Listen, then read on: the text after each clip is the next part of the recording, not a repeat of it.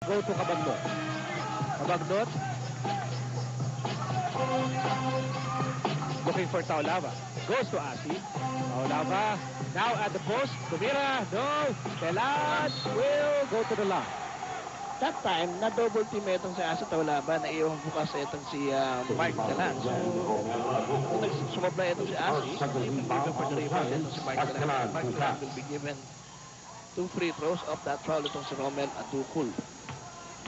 Chance for Coca-Cola to grab the lead for the first time in this ating ball game. I tell you, this is a very, very different Coca-Cola team. Even if you look at the team standings, sabi nila, numbers don't lie, but you have to consider na, Asi came in late dito sa Coca-Cola lineup. What if napaaga yung trade, 1 of 2 para kay Mark Telan. Saka nung dumating sa Asi, si Arrigo was on the injured list. Kasi maraming injured. Pati si Kalimag nandyan. Even Buenafe was injured for Cabagnot. Kompleto na sila.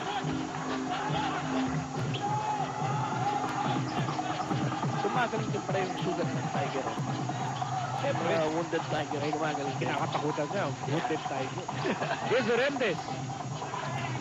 Catley short.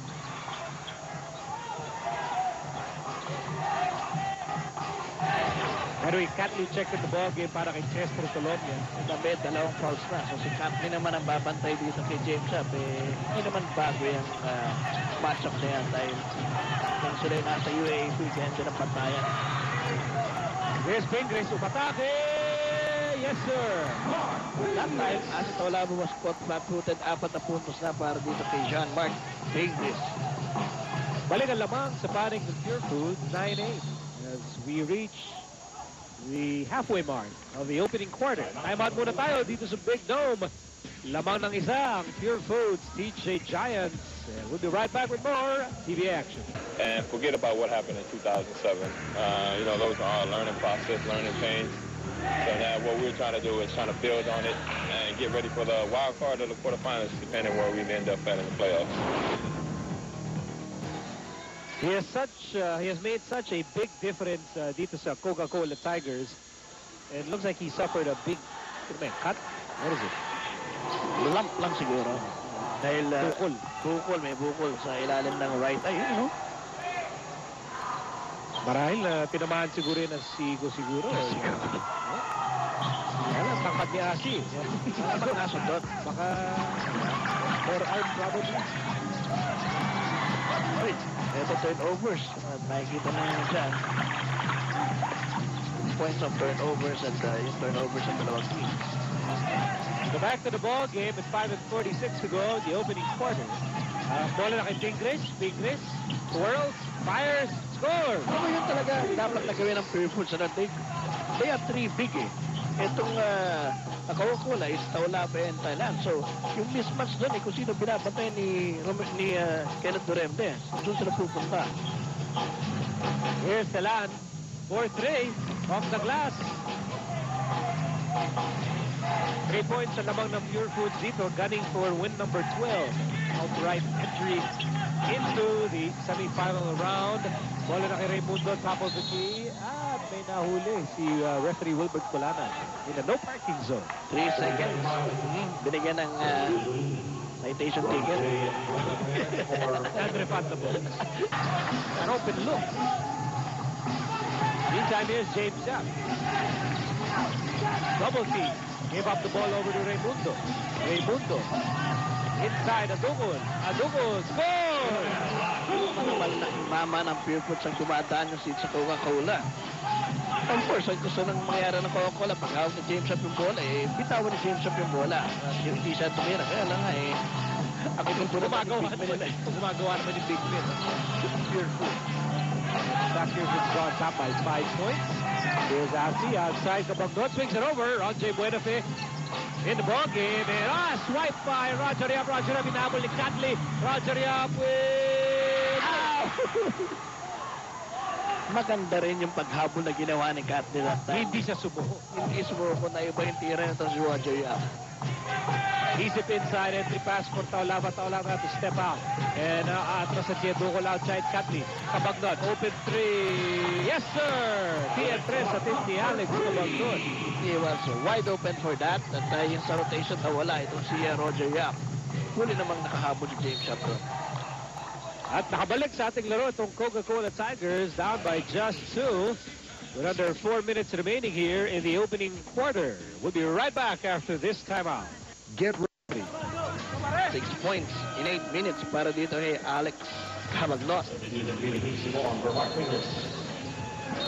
Meron tayong palitan naman sa panig ng Pure Foods. Sila naman ang naging maliit dito with the entry of Peter Jun Simon replacing itong si Mark Pingris.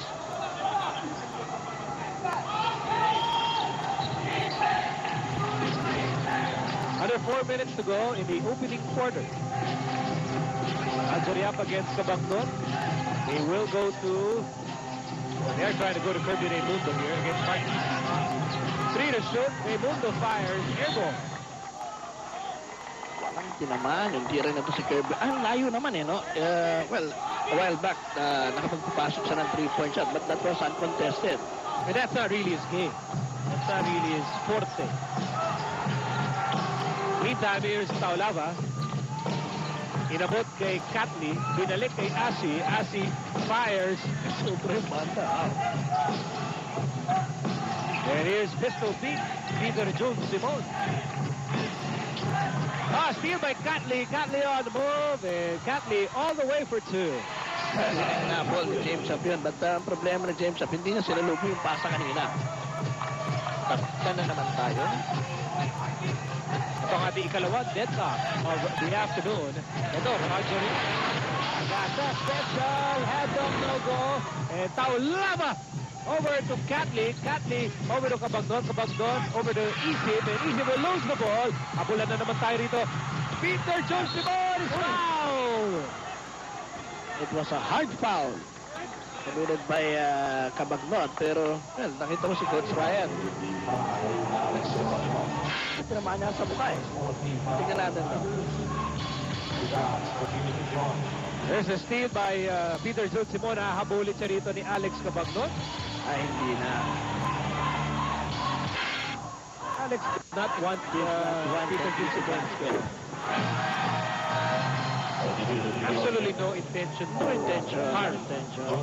The Italian stallion is in the game. Yan po, si Sylvester Stallone. Si Chico Lanete. Chico Lanete. Diba? Saka si Jordan Salvador ay pumasok na rin. 2 out of 2 by Peter Jun Simon. Pero naman sa panig ng Coca-Cola, Aris di maunahan. Pinilitan si Cabagnod. Maganda rin yung pagkakalipat ni Di Maunahan dito sa panig ng Cook. I agree. Tumatag yung kanilang backcourt. And even for Di Maunahan, yung papel niya rito, palagi ko, mas ano siya mas komportable siya. Dito sa estilo ng Coca-Cola. Dahil siyempre si A21, running gun. Running gun yan. Bagay naman si Marvin Cruz doon nabibigyan ng playing time. Here's the ball over to Raimundo. Entry pass. Sila nagkaintindihan ni Jordan Salvador. Perfect pass for Catley. And he gets the basket plus the foul. Naitago pa yung bola at itong si Kirby Raimundo inablot itong si Catley pero wala na yun. Pumasok na yun. Perfect pass by Ronje Buenafe over to Catley for 2. At may kasama pang foul from Kirby Raimundo. And Catley earns a bonus free throw. Tabla tayo dito. Pwedeng lumamang Coca-Cola Tigers. Hindi na nga. Dahil pumasok yung bonus free throw ni Cesar Catley.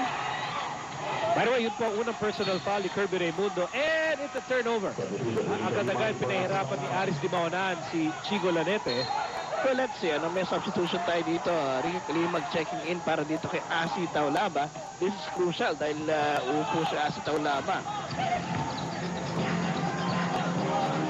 Here's Kalimag. Buenafe on the move. Well, Buenafe goes between the legs What an exciting player Ronjay Buenafe is. Klase. Harlem Globetrotters yung ginawa niya. Yun na nga eh. Ano yun eh? Behind and between. behind the back and between the legs. So behind the legs. Ganun ba yun? Ganun na Pag tayo. senior cut? Oo, parang ganun. Of course,